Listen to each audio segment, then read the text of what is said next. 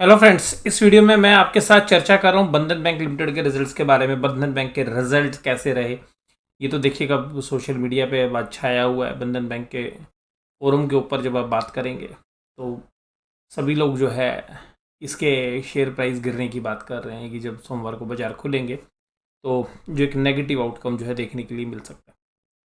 अब यहाँ पर जो इंटरेस्ट अर्न की फिगर है वो पिछले क्वार्टर के मुकाबले में जो 3410 करोड़ थी उसके मुकाबले में 3180 है। यानी कि करीबन करीबन 7% के आसपास, 7% के आसपास जो है इसमें कमी देखने के लिए मिली है। इसमें इंटरेस्ट ऑन एडवांस यानी कि जो लोन्स हैं उन पे रिकवरी कम है, इनकम ऑन इन्वेस्टमेंट भी कम है, हालांकि म्यूटेड है, ज़्यादा फर्क है नहीं। इंटरेस्ट बैलेंस विद आरबीआई यानी कि आरबीआई के पास काफ़ी अच्छा पैसा इन्होंने जमा किया है तो वहाँ पे 58 करोड़ इनको मिले हैं, तो वो अमाउंट डबल से भी ज़्यादा हो गया। अदर इनकम की जो फिगर्स है, अदर्स जो इंटरेस्ट है वो भी जो है 90% डिक्लाइन हो गया।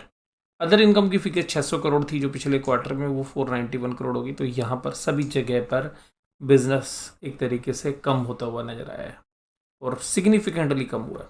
उसके बदौलत अब इंटरेस्ट एक्सपेंसेस भी कम हो गए क्योंकि ब्याज पे पैसा चढ़ाया कम है तो ब्याज देना भी कम पड़ा है। उसका तो ऑपरेटिंग एक्सपेंसेस फ्रंट पर अगर बात करें तो 775 करोड़ के सामने 877 करोड़ के जो है खर्चे हुए हैं।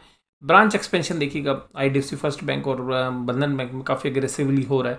तो यहाँ पे एम्प्लॉय कॉस्ट जो है 499 करोड़ के सामने 545 करोड़ से हैं, वो बड़े हैं। इसी तरीके से अदर एक्सपेंस, इन्फ्लेशनरी प्रेशर है ये पूरे सिस्टम में देखने के लिए मिल रहा है, वहाँ पर भी खर्चे बढ़े। तो खर्चे जो है 2071 करोड़ से बढ़कर 2123 करोड़ हो गए। खर्चे करीबन 50 करोड़ से भी ज़्यादा बढ़ गए हैं, 52 करोड़ के आसपास के खर्चे बढ़े हैं और बिजनेस आपका घट गया। तो बिजनेस घट गया और आपके खर्चे बढ़ गए। इट मीन्स ऑपरेशनल फ्रंट पर आपके इंटरेस्ट मार्जिनस के ऊपर भी इम्पैक्ट है, ऑपरेटिंग प्रॉफिट्स के ऊपर ही मार्जिन जो है प्रेशर है।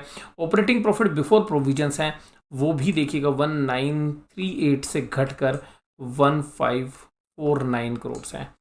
यानी कि जो एक क्वार्टर में जो प्रॉफिट हुआ है वो देखिएगा 1549 करोड़ है जो 1938 करोड़ से। अब इसका असर ऑपरेटिंग फ्रंट्स पर दिख रहा है, यानी कि आपके प्रॉफिट्स करीबन करीबन जो है 25% से भी ज़्यादा गिर गए। ऑपरेटिंग प्रॉफिट्स, मैं प्रोविजंस की बात नहीं कर रहा, अभी प्रोविजंस के पॉइंट पे आऊँगा। तो रिजल्ट बैंकिंग सिस्टम के अंदर बंधन बैंक जो है वो यहाँ पर निराश कर रहा है ऑपरेटिंग फ्रंट्स के ऊपर। और ये देखिएगा, इकोनॉमी बेशक से हमारी ग्रो कर रही है लेकिन बैंकिंग के अंदर बड़े अगर दिग्गज बैंकों को देखें तो वहाँ पर भी कोई ऑपरेशनल फ्रंट पर कोई आपको बेनिफिट नज़र नहीं आएगा। बस प्रोविजंस कम हो गए, उसका बेनिफिट आपको जो है नज़र आ रहा था रिजल्ट्स के अंदर। आप चाहे किसी भी बैंक को उठा लीजिएगा, मैं 5 या 6 जो हमारे दिग्गज बैंक है मैं उनकी बात कर रहा हूँ। और ये बैंक देखिएगा नया बैंक है, नया बैंकिंग लाइसेंस था, इसको आईडीएफसी फर्स्ट बैंक के साथ मिला था।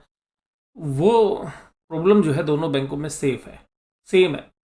और सेफ है क्योंकि प्रोविजन बना रहे हो तो आप अपने आप को सेव करके चल रहे हो, चलो जी बैलेंस शीट क्लीन कर रहे हैं। और ये जो समस्या है इससे पूरा जो मिड साइज का जो बैंक है वो जूझ रहा है।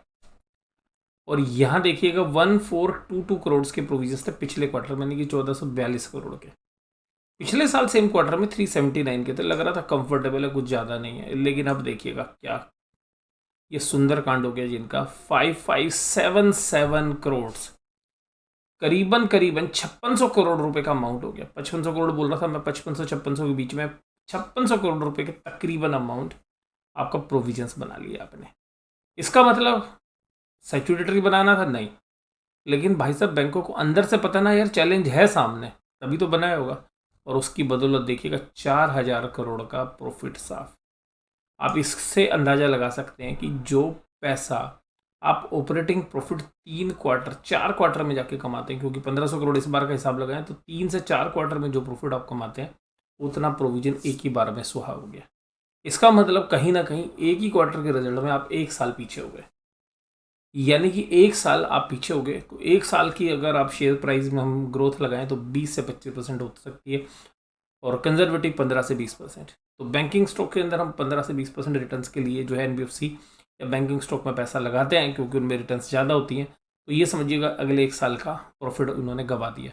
तो इन प्राइस से जहाँ पर अभी शेयर है तो 15 से 25% के बीच का डाउनफॉल आपको शेयर बाजार में देखने के लिए मिल सकता है।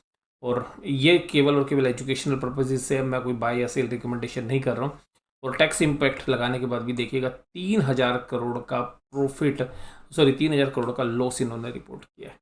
बेहद ही खराब रिजल्ट। हालांकि प्रोविजंस के बेसिस पर आप ये कह सकते हैं कि हाँ, आगे चल के असेट्स क्वालिटी जब खराब होएगी, यानी कि जब वास्तव में पैसा डूबेगा, तब वो बुक्स ऑफ अकाउंट में रिफ्लेक्ट नहीं होगा, तब शायद एक क्लीन चीज़ मिलेगी। लेकिन ऐसा ही हम यार बहुत सारे बैंकों में सुनते आ रहे हैं, देखते आ रहे हैं। Ujjivan small finance bank, IDC first bank, yes bank और अब बंधन बैंक भी देखिएगा सिमिलर प्रॉब्लम से जूझ रहा है। और बहुत सारे बैंक्स हैं, मैं उनकी गिनती गिनाऊंगा तो आप बहुत सारे बैंक्स को देख पाएंगे। और मैंने बोला भी अभी आपको दूसरी वीडियो में कि इसका प्रॉब्लम का जो असर है वो दूसरी जगह पर भी आएगा। देखिए ग्रोस एनपीए 10.82% हो गया, क्योंकि ये देखिएगा माइक्रो फाइनेंस बिजनेस करते थे, जो कभी पीएसयू बैंकों में एनपीए होते थे, अभी भी हैं बहुत सारे पीएसयू बैंक्स में, तो 10.82% की जो एनपीए वो कहाँ संभलने वाली है।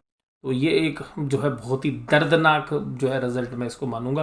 पिछले क्वार्टर में हमें लग रहा था कि शायद जो माइक्रो फाइनेंस है वो प्रॉब्लम सोल्व हो जाएगी, लेकिन देखिएगा बाजार को सारी बातें पहले से पता होती है। बाजार जो है महान है। बाजार महान किस लिए है देखिएगा, आपको बताता हूँ। बाजार ने पूरे रैली के अंदर भी जब बैंक निफ्टी ने भी हाई लगाए, तब भी इसके साथ जो है साथ नहीं दिया। हालांकि देखिएगा मैनेजमेंट का मानना है कि वो असेट्स क्वालिटी की जो उनकी एफिशिएंसी है वो काफ़ी इम्प्रूव कर लेंगे। और जो उन्होंने उम्मीद जताई है कि देखिएगा 129 एरियर्स में जो है इनकी रिकवरी हो जाएगी, और सितंबर हुई है। और सितंबर में जो एक्सक्लूडिंग एनपीए है वो 93% है, यानी कि जो एनपीए नहीं है वहाँ पर भी 93% मिल रहा है, यानी कि जो असेट्स एनपीए नहीं है वहाँ पर भी 7% पैसा नहीं मिल रहा है। ये चिंता की विषय है। इंक्लूडिंग एनपीए 86%, यानी कि 14% पैसा आपको मिल रहा है एनपीए मिलाकर। 14% का डिफॉल्ट अभी भी चल रहा है, तो जिसकी वजह से मैनेजमेंट को बात समझ में आई कि भाई साहब 14% तो अभी भी जो एनपीए हैं उनको मिलाकर अभी भी जो टोटल पैसा है वो आपको 86% मिल रहा है। 14% पैसा आपको रिकवर नहीं हो रहा, जिसमें स्टैंडर्ड असेट्स भी आपकी इंक्लूड है जो एनपीए नहीं है।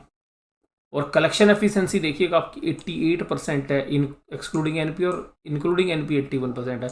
तो इनको भी अगर हम देखें, अगर हम मंथ और मंथ बेसिस पे देखें जून से और सितंबर में और इवन क्वार्टर में, तो भाई साहब 10 से 12% का पेन जो है साफ साफ नज़र आ रहा है, यानी कि रिकवरी आपकी अभी नहीं होने वाली, जिसकी वजह से मैनेजमेंट ने प्रोएक्टिवली जो है प्रोविजंस बना लिए हैं।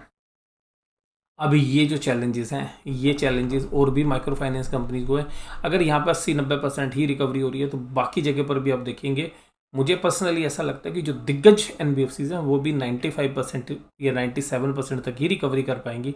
4-5% का पेन उनको भी होगा, और उसका असर जो है आपको हो सकता है कि इस महीने की जो मंथली एक्सपायरी होगी वहाँ पर आपको देखने के लिए मिले। और बैंकिंग और एनबीएफसीज में एक काफ़ी अच्छा पेन जो है हमें गोइंग फॉरवर्ड जो है देखने के लिए मिलता है। मैं किसी भी तरीके की बाय या सेल रिकमेंडेशन नहीं कर रहा हूँ, लेकिन बैंक निफ्टी के अंदर मेरी पोजीशंस हैं, और दोनों साइड की पोजीशंस हो सकती हैं। मेरे पास स्ट्रैंगल भी हैं, स्ट्रेडल्स भी हैं, और भी जो है डिफरेंट पोजीशंस हैं, सबके कम्बिनेशंस हैं। और जो है कुछ पोजीशन हमारी आयरन बटरफ्लाई में भी हैं, और सिंगल बटरफ्लाई भी है, डबल बटरफ्लाई भी है। तो मैं आपको खुद ये कहूँगा कि भाई मेरी पोजीशंस हैं बैंक निफ्टी के अंदर, और ये बैंक निफ्टी का स्टॉक है। तो आप अपनी जो भी पोजीशंस लें या जो भी स्थिति समझें वो अपने विवेक से करें। हो सकता है कि आपको ऐसा लगे कि शायद मैंने कोई ऐसी चीज़ें बोल दी हूँ कि शायद वो मेरे फेवर की हो, बट मैंने ऐसा कुछ नहीं बोला है। मुझे जो अभी रिजल्ट के बाद लगा वो मैंने आपको बोला है। मेरी पोजीशन न्यूट्रल टू नेगेटिव है, पॉजिटिव साइड पे तो मैं नहीं हूँ, मैं आपको बता दूँ बैंकिंग साइड पे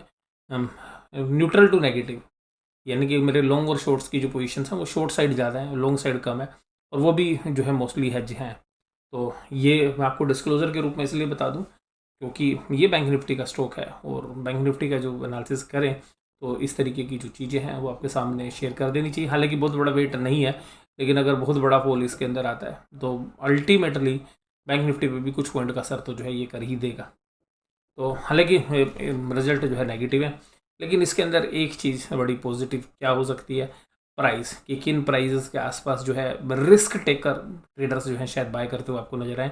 मुझे लगता है कि 200 रुपये से नीचे जब ये शेयर जाए, बाई चांस अगर जाता है तो, हालांकि हो सकता है कि जो 240-250 का इसमें बहुत अच्छा सपोर्ट अगर वो क्रैक होता है तो हो सकता है कि 200 रुपये या उसके बाद एक फ्री फॉल जो है हो सकता है। तो करीबन 200 रुपये के नीचे शायद थोड़ा बहुत जो है बड़े प्लेयर्स इसको खरीदना शुरू कर सकते हैं, और 150 रुपये के आसपास तो देखिएगा एक एग्रेसिव जो ट्रेडर्स हैं, इन्वेस्टर्स हैं, वो भी शायद इन्वेस्टर्स वाले जो है जो लॉन्ग टर्म का होरिजन या टर्न अराउंड पर बिलीव करते हैं वो भी शायद बाय करते हुए नजर आए। लेकिन मेरी किसी भी तरीके की कोई पोजीशन डायरेक्टली बंधन बैंक में नहीं है।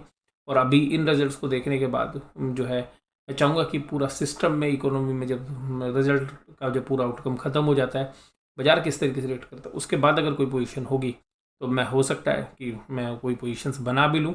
लेकिन अभी मेरी कोई पोजीशन नहीं है। और जहाँ पर बैंक निफ्टी के तक संबंध है तो बैंक निफ्टी इंडेक्स में मेरी पोजीशंस हैं, और पुट में भी हैं, कॉल्स में भी हैं, फ्यूचर्स में भी हो सकती हैं। तो सभी तरफ जो है मेरी पोजीशंस वहाँ पे हैं, तो इसलिए जो है मैंने आपको डिस्क्लोजर के रूप में बता दिया। और नवंबर में भी पोजीशंस हैं और दिसंबर में भी पोजीशन हो सकती हैं, यानी कि जो नवंबर मंथ में भी, दिसंबर मंथ में भी, और इवन वीकली भी हो सकती हैं। तो ये बैंक निफ्टी में मैं आपको एज ए डिस्क्लोजर आपको बता रहा हूँ। लेकिन मेरा कोई भी इरादा ऐसा नहीं है आपके साथ कि जो है जिससे कि मेरी पोजीशंस जो है इफेक्ट हो। जैसा एनालिसिस है वैसा मैंने करने की कोशिश की है। फिर भी आप अपने विवेक का यूज़ करिए, अपने फाइनेंशियल एडवाइस सलाह लीजिएगा। मैं किसी भी तरीके की बाय सेल रिकमेंडेशन नहीं कर रहा हूँ, ना बंधन बैंक में ना बैंक निफ्टी में। आप अपने विवेक का यूज़ करिएगा। वीडियो देखने के लिए धन्यवाद। Thank you very much.